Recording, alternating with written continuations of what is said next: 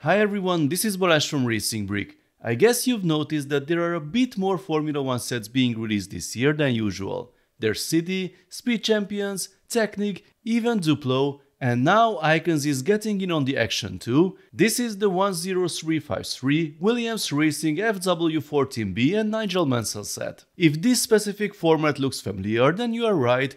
At first glance, it looks like the perfect counterpart to the 10330 McLaren MP4 and Ayrton Senna set from last year. We'll compare the two later in the video, but for now let's focus on the new one. The box has the usual 18+ design. You can see the car and minifigure on the front. On the back you can also see the stand, some details and the dimensions, but interestingly no photo of the real car. Let's open the box. The set has 799 pieces, the price is €80 or dollars, and it is available from the 1st of March.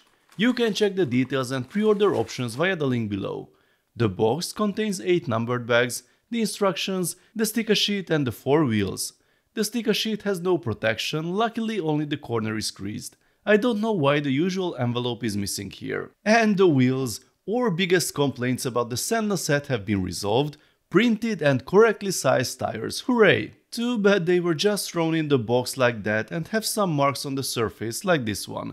That's definitely not cool. I will contact LEGO about this for sure. The manual starts with a section on the car itself, followed by a cool section on Nigel Mansell, and then a few words from the designer. We also had the opportunity to talk to Gus during Fan Media Days last September and get a look at the car. I will share all that background information in the review. Here's the parts list if you are interested. Now let's start building. First we assemble this very cool Nigel Mansell minifigure, then comes the stand with the plaque attached. Building the car starts with the floor and then comes the rear axle with the parts familiar from the previous set. We build a studded Technic frame and it is attached to the base. Time to add a few details. The whip elements that are new in blue represent the hydraulic hoses, and the black minifigure head is a hydraulic tank. The designer worked closely with Williams and had the opportunity to inspect the real race car in their private museum to recreate as many details as possible, such as the V10 engine, which consists of only a handful of parts but was built using very clever techniques. With a few more Technic pieces, we built the rear axle. The golden parts represent the actuators that are responsible for the active suspension. It is interesting to note that the hub parts are not mounted symmetrically. The extra toe ball points backwards on one side and forwards on the other.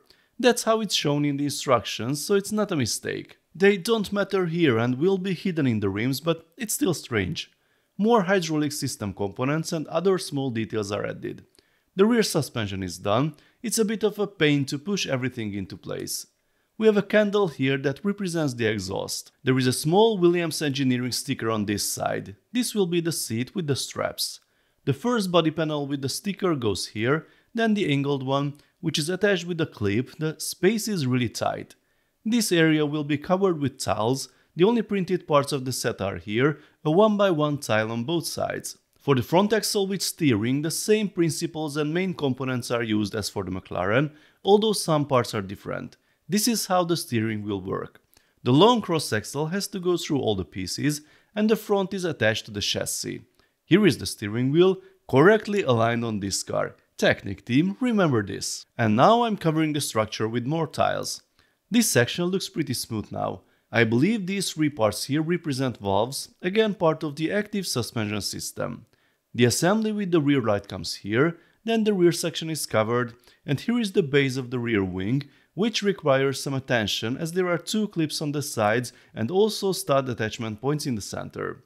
We are far from finished here, as this assembly is surprisingly complex, with the overlapping decoration tricks similar to Senna's car, but again made up of different parts, and here is the finished rear wing assembly. More tiny hydraulic components added here. The front wing assembly has a rather unusual shape compared to modern Formula 1 cars. This is how the nose cone is finished. The floor structure is reinforced with these 2x2 pieces. We start building the engine cover. The core of the top part is an amazingly complicated snot assembly that I really didn't expect to see here. The complexity didn't stop there, and this is how we cover the sides. Now the cover is finished, 4 studs hold it in place. Oops, forgot 2 little pieces of the end. The rearview mirrors are also added, and now it's time to mount the wheels. Finally, we have the upgraded printed wheels with the right size for front and rear. And a little trick, the half bushes on the two sides are different colors, and the blue ones might be of particular interest to some people. Since these were only available in a single set in 2005, they cost perhaps 100 times more on the aftermarket than the regular grey ones. So the car is done, and with the parts from the last bag, we built the exact same stand that the McLaren had, and now we are finished. So, here's the car with the minifigure. I think it looks great. I haven't shown you this little detail yet. The minifigure has two different expressions and lots of printed details on the torso and also on the helmet. The color scheme and all the details of the car are stunning. It's a very nice build. The color accuracy of the blue and yellow sticker backgrounds is actually pretty good. My only complaint is the white stickers, which as usual are much brighter than the bricks. I can't emphasize enough how important the updated wheels are. Look at the two cars side by side. The poor McLaren looks really humbled.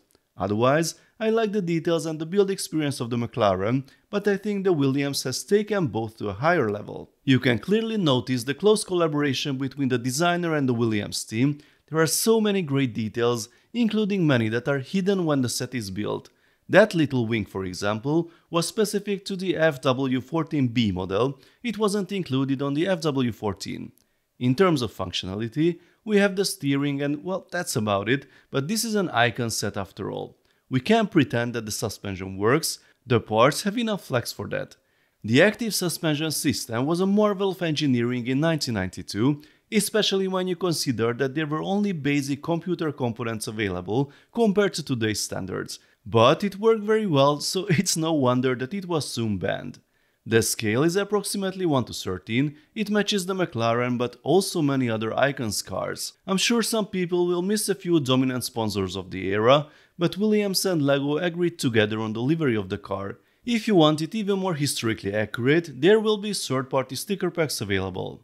I'm very pleased with the overall look of the car, the lines are well captured. I know the flat front will be controversial, but I don't see any other LEGO pieces that could replicate it better. So folks, this is the second classic Formula 1 car to be released as part of the Icons theme, and it quickly became my favorite of the two.